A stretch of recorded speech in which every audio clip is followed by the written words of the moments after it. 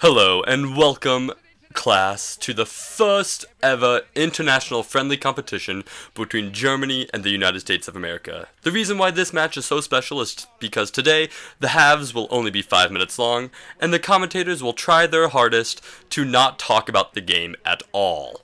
Instead, the commentators will be trying to discuss their research paper, or my research paper, that I just wrote.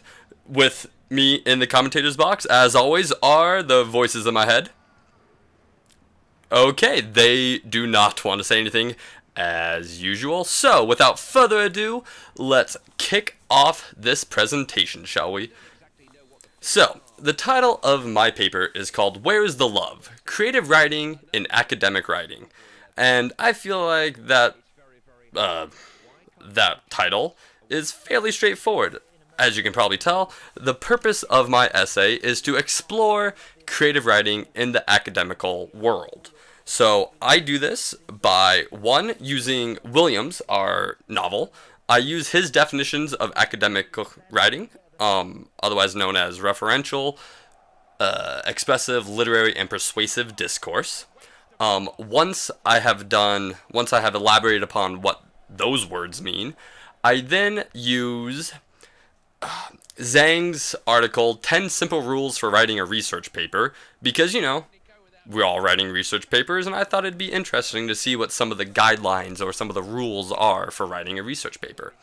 So, his 10 simple rules are very, very straightforward.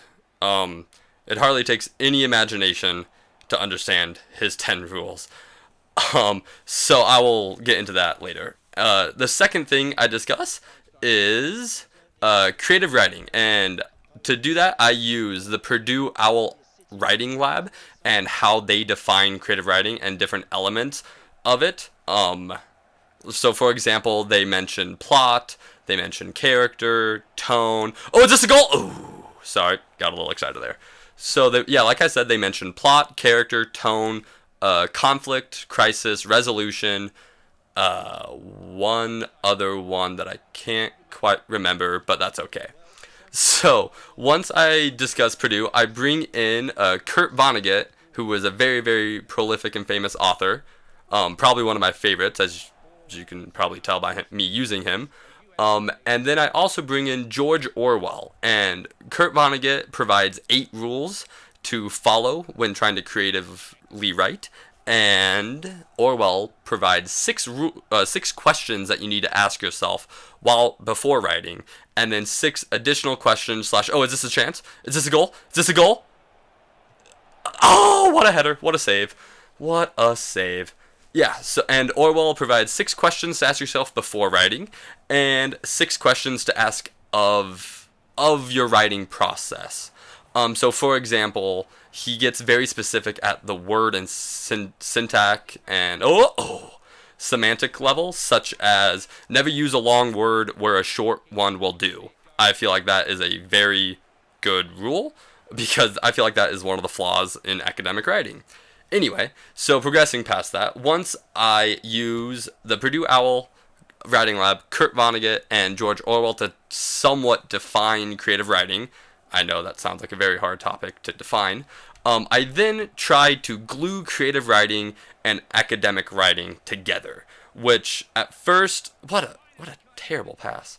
At first, it was a little challenging because I just couldn't find any research for it, but then I discovered this wonderful man named Douglas Hesse, Hesse, Hesse, however you would pronounce that. And his article, the title is called I forgot the title. It's called the Place of Creative Writing in Academic Writing. I believe that is what it's called. I could be wrong. And it primarily says exactly what I wanted to say. I definitely got lucky with this article. I use it for a lot of stuff in this paper. So, and in my conclusion, I find, using Hesse and my own personal experience, that academic writing does involve, or should be included in academic writing. Creative writing should be in academic writing because they would make both fields more prosperable, more readable by its readers, and just, in my opinion, better. It would just make including elements of creative writing in academic writing would just make academic writing a lot more enjoyable to read and not so boring, hopefully. Anyway, so let's get into Williams. So Williams, as we all know, Williams defines academic writing in 4 separate discourses, as he calls it: persuasive, referential, literary, and I'm expressing my love because that's a goal! Woo! And salute, cause this is America. Yeah, baby. Woo! Okay, we don't need to watch the replay. We can skip over that. Anyway, woo! Dempsey, you are the man, the myth, the legend. Clint Dempsey, everyone. Back to the research. So, persuasive discourse, referential, expressive, and literary discourse. Williams describes persuasive discourse as any written work that intends to elicit a specific response from the audience. And he then later goes on to say that we most often find this in advertising and also in speeches. He said that in order for it to be considered persuasive discourse, it must have a rhetorical force, meaning that the paper or the written work or the speech, what have you, results in an action.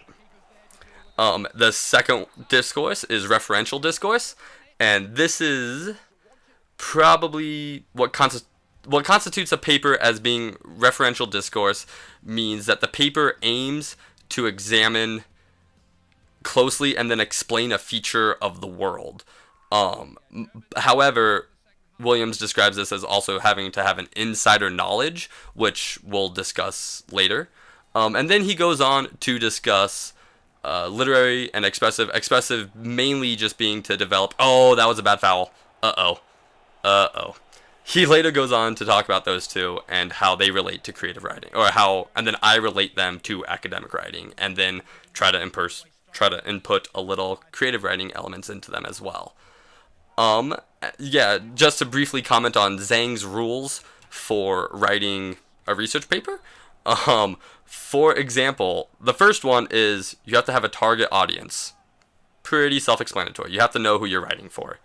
And then, so since it's past halftime of the game, and the United States are ahead by 1, just saying, let's move into creative writing. So Kurt Vonnegut's rules for creative writing are: use the time of a total strangers in such a way he or she will not feel the time was wasted. Oh, is that a penalty? Oh, my days! Oh, my days! Oh, that's a penalty. And a yellow card. Man, Sir Hummels, you need to sit down, sir. You are getting too aggressive out there. Whew. Okay. Clint Dempsey up for the kick. He's contemplating. He runs up. He pauses. And he kicks it in the left side of the net for a goal. Woo! And another salute, because this is America. Anyway, back to Kurt Vonnegut's rules. So, his second rule is give the reader at least one character he or she can root for. Purdue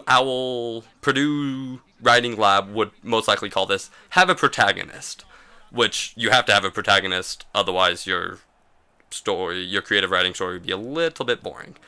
And then he says every character should want something, even if it's just a glass of water. I feel like that creates a plot. It makes the characters drive for something, which I thoroughly enjoyed.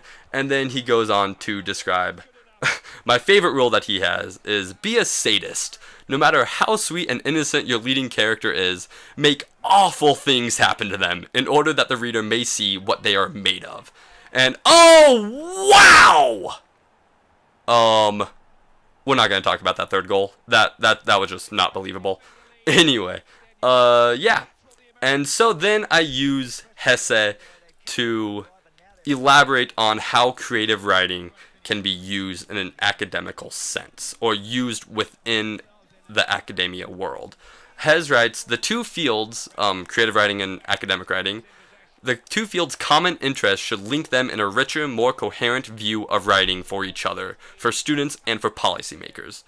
Douglas Hesse is a policymaker. He was the chair of the Conference of College Composition, the CCCC, the CCCC, which we have read about, and he was also president, and he is also still currently the president-elect of the National council of English teachers. So he knows his stuff.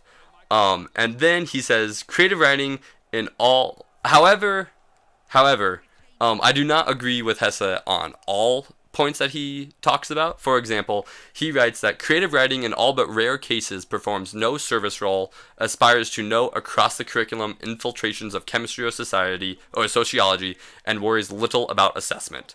And if you've ever, oh, get that out of there, get that ball out of there.